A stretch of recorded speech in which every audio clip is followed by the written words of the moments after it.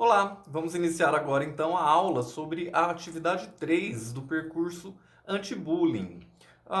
Leis e violência.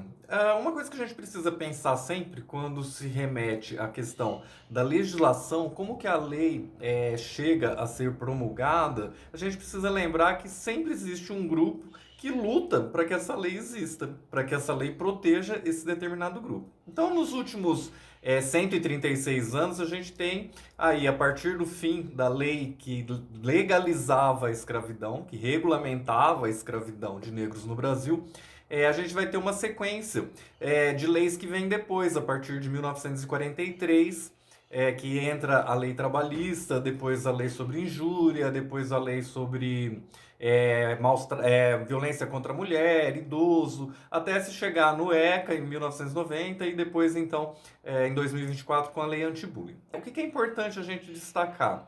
Ninguém vai lá e dá uma lei de presente para ninguém, né? Sempre há um processo de luta, de conquista, de espaço, de valorização, de trazer à tona a violência que determinados grupos sofrem até que se chegue em uma lei que venha a protegê-los. Então, o que a gente vai perceber nessa atividade é o quão próximas essas leis estão da nossa realidade presente. E essa é a ideia. Na passagem pelos slides que eu vou mostrar aqui, a gente tem os links que levam a algumas matérias, algumas reportagens, que falam exatamente de como foi a luta, né? Que não é uma coisa assim, deram uma lei, fizeram uma lei que resolveu tudo. Não, se não tiver um grupo de pessoas se manifestando, se impondo, exigindo, buscando parceria, pressionando o Congresso, as leis não saem. Tá? As leis acontecem por um movimento social, pela sociedade que entende a necessidade de uma lei que atenda a um certo grupo, a uma certa situação que remete à proteção. Então, agora a gente vai passar um pouquinho por elas, pensando nesse ponto de vista crítico. E aí, para a gente iniciar, não tem como fugir da ficha técnica. A ficha técnica ela tem por objetivo nortear a atividade dentro da proposta do Serviço de Convivência e Fortalecimento de Vínculo. Então, ela traz essa atividade para uma referenciação acerca das normativas do Serviço de Convivência a partir da legislação do SUAS.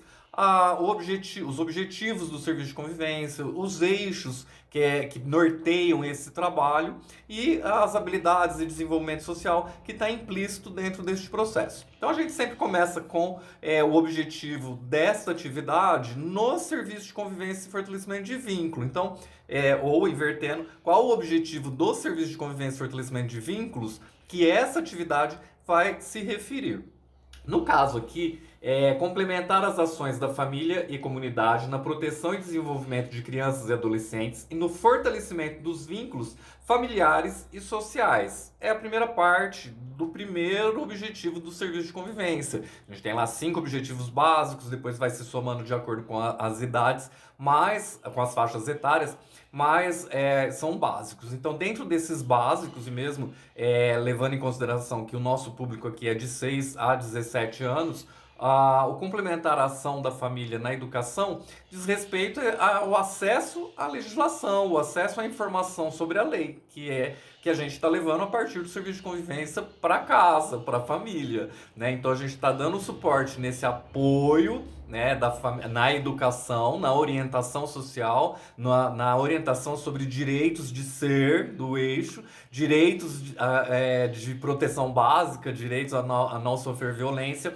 Então, enquadrado nessa questão, a gente foca aqui no fortalecimento de vínculos. Por quê? Porque da mesma forma que a gente complementa a ação da família, que talvez não tenha essa informação ainda, porque ela é muito recente em relação à legislação do bullying, a gente tem também um contraponto que a atividade vai proporcionar quando ela traz o adolescente ou a criança para buscar junto à mãe a data de nascimento e se referenciar no espaço-tempo, né, na vida da mãe e no processo de conquistas dessas leis, o quão próximos eles estão. Então, criar realmente uma afinidade, uma aproximação entre a mãe e a criança. Pode ser o pai, se não tiver a mãe, pode ser uma avó, né? A gente pode substituir de acordo com a realidade de cada território, com a realidade de cada construção intrafamiliar. Mas a ideia é realmente que eles possam sentar juntos e falar: nossa, quando você nasceu a lei tal já existia, quando eu nasci a lei nem existia ainda, né? Então vai criar esse momento de conversa e de aproximação e fortalecimento de vínculos a partir de uma legislação que está em comum, porque tem a legislação em relação a Maria da Penha, tem a legislação sobre injúria, difamação, tem a legislação sobre o ECA, o bullying e os direitos das crianças e adolescentes e o bullying em si, agora de 2024. Tá? Então vamos dar uma passadinha por esses âmbitos, por essas questões, para a gente se esmiuçar.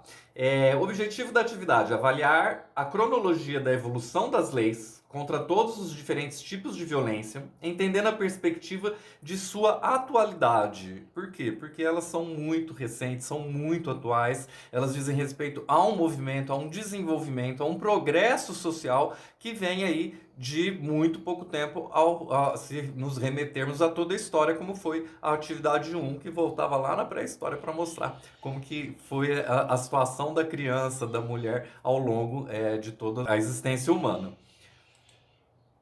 E aí o primeiro ponto que a gente tem, né, a primeira data aqui, dia da abolição da escravatura, 13 de maio. Então a gente lembra, se remete muito à escola, né, que é a Lei Áurea, que a princesa Isabel libertou os escravos, né, como se fosse um movimento assim muito humanista da princesa de libertar os escravos. Na verdade foram muitas lutas, foram séculos de luta por reconhecimento, pelo fim da escravidão.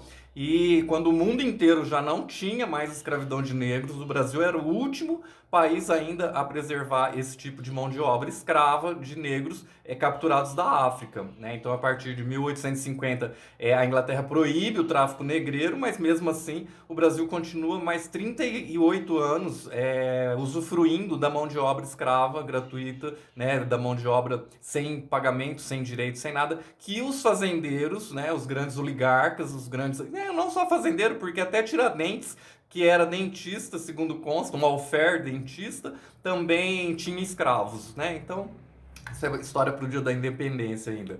O que a gente vai ter aqui no nosso material? Clicando lá no blog, nessa figurinha, você vai abrir um texto. Aqui a gente está no site História do Mundo, que vai fazer essa leitura das principais rebeliões, os principais fatos que precederam, que pressionaram a sociedade, que a sociedade, na verdade, pressionou a monarquia, né, o Império Brasileiro, a assinar a lei da abolição dos escravos, a extinguir a lei que permitia a escravidão de negros, né, para trabalhos forçados. Né? Escravidão era propriedade. Então, se você for pegar os registros dos cartórios dessa época, você tem lá o registro, você registrava um negro, assim como você registra um boi, como você registra um sítio, como você registra uma casa, e quando você vende, faz todo o trâmite que se fazia no cartório para esse tipo de comércio. Então, era um comércio legalizado e a lei permitia, e aí foi muita luta para que se chegasse ao fim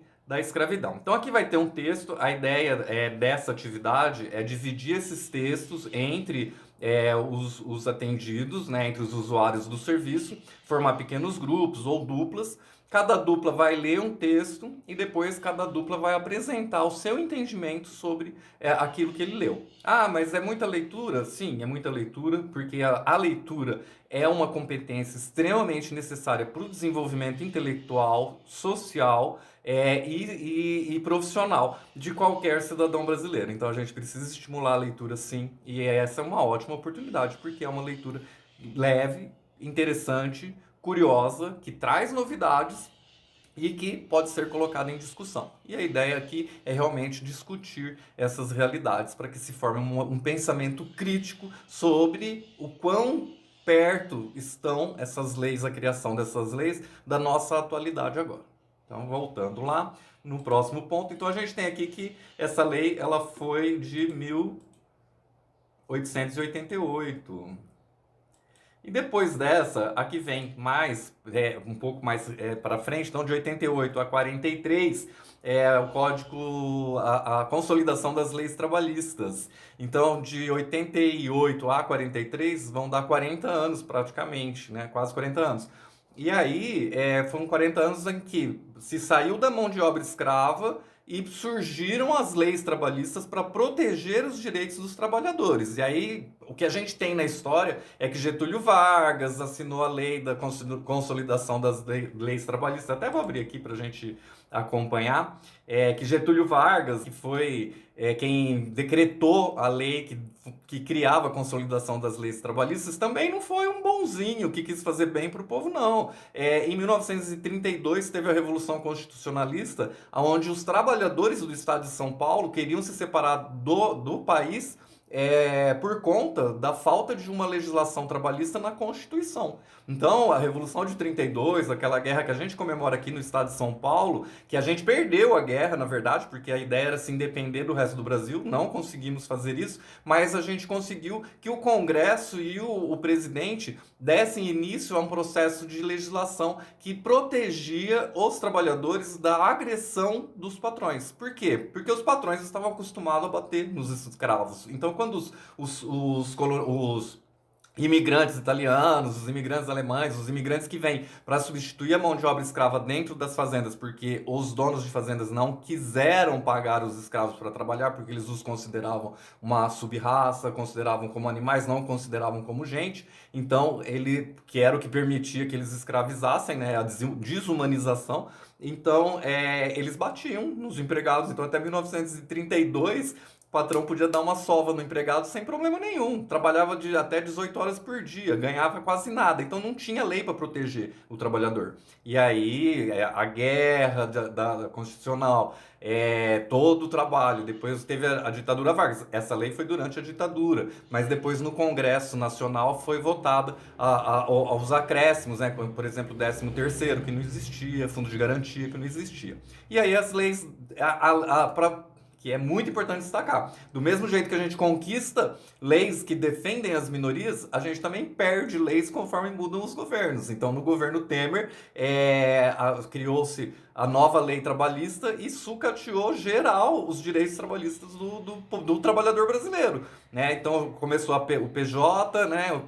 o CNPJ, que trabalha com terceirização, a uberização, né? E uma série de contrato intermitente. Então, é uma série de leis que foram agregadas à consolidação das leis trabalhistas, flexibilizando essas leis e possibilitando que os empregadores consigam pagar menos para o trabalhador e aumentar os seus lucros. Então, fica aí a dica que as leis que a gente tem, se a gente não lutar por elas, a gente pode perder a qualquer momento também.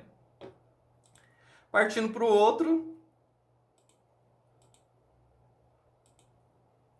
Então, 1943, consolidação das leis trabalhistas. Aí vem a lei da difamação, injúria, né? Que é uma questão que hoje está muito em voga também, por conta da internet, por conta da liberdade de expressão, né? Então, essa lei, ela data de 1951, se não me engano. Depois ela foi reformulada, né? Depois a gente confere aqui qual que é o ano, mas eu deixei marcado. Mas enfim, 1951 ela teve uma reformulação, acho que foi 1940 que ela entra em vigor. E o que é isso? É você não poder caluniar ninguém, você não poder difamar ninguém sem ter provas, é você não destruir a vida de ninguém sem ter provas sobre o que essa pessoa fez ou deixou de fazer, apenas pelo fato da minha palavra valer mais do que a dele. Então, a injúria de difamação, ela passa a fazer parte da lei, tem uma legislação que criminaliza esse tipo de atitude, e aí agora, né, em tempos de internet, as pessoas começam a relativizar essas situações. Então, você acusar, mentir, caluniar, difamar é crime e tem penalidade, e aqui você consegue ver essas penalidades. Então, a ideia é também o grupo que fica responsável por esse assunto fazer a explanação de quais são as leis, quais são as penas, como que acontece, o que é injúria, o que não é injúria, e como que isso se dá no âmbito legal. Então, vamos ver lá que ano que era mesmo. 1940, aí, ó. A próxima que vem depois o racismo é crime. Então é a lei que criminaliza o racismo. Gente, essa é uma outra parte muito interessante, porque lembram que em 1888 os escravos foram expulsos das fazendas, migraram para as periferias, formaram os quilombos, foram viver apartados da sociedade, sem emprego, sem trabalho. Então assim, o escravo ele se deixava da condição de escravo para a condição de desempregado, sem teto, analfabeto, sem dinheiro, com fome. Sem família, sem lar. Então, essa condição ela perdura até 1989. Então, até 89, você tratar um negro de forma pejorativa, de forma desumana, de forma agressiva, comparando com animais, tratando como sub-raça, destratando, discriminando, não permitindo entrar. Tudo isso perdurou por 100 anos. Depois do fim da escravidão, levou 100 anos para o racismo ser considerado crime no Brasil. Então, hoje, crime de racismo ele é inafiançável, né? Se você for dado voz de flagrante, se você for preso em flagrante por ato racista, você não sai da cadeia antes de cumprir a pena. É inafiançável e imprescritível. Então, são duas questões fundamentais de mudança no regime legal do Brasil. Aí, então aqui eu coloquei a lei mesmo em si, né, que é para eles terem um pouco de contato com como as leis são redigidas, né, e para eles terem um pouco de contato de como as leis são redigidas e poderem começar a se familiarizar com isso também. Então uma lei, a lei ela é escrita dentro de um código jurídico, né, ela tem lá a sua nomenclatura, ela tem lá os seus parágrafos, os seus artigos, suas encíclicas, né, então essa leitura eu deixei no original sobre o racismo para eles terem um contato mais direto com a lei mesmo. E aí esse grupo vai falar especificamente disso. Depois a gente vai ter uma outra, então, 1989, a lei que criminaliza o racismo foi conquistada a partir da Constituição de 88, na verdade. Bom, depois a gente tem o ECA, que vai vir em 1990, né? E o que, que vai ser o ECA? O ECA, eles pegam todas as leis que já existiam de proteção à criança em vários segmentos da nossa sociedade, então dentro da saúde, dentro da educação, dentro da família, dentro das instituições, na rua, no abandono, na violência. Então eles juntaram tudo que já existia e o que não existia, que um ponto muito importante que não existia era a proibição de pai e mãe bater no filho. Então, até 1990, não era só o pai e a mãe que podia bater, não. Qualquer um podia bater, desde que estivesse responsável pela criança. E agora a lei proíbe isso. Então, se você está apanhando ainda, para isso existe o conselho tutelar. E aí fala, mas o conselho tutelar vai tirar a criança da família porque o pai bate na família para corrigir. Não, o conselho tutelar não vai tirar só porque bateu. Vai aconselhar, conselho tutelar, vai direcionar, vai instruir, né, vai explicar por que não, vai ter um atendimento e um acompanhamento do CREAS, das equipes do CRAS, para que essa família entenda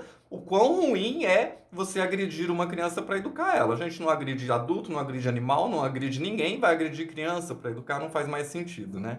Bom, vamos para a próxima, vai cair a gravação aqui, na próxima eu continuo.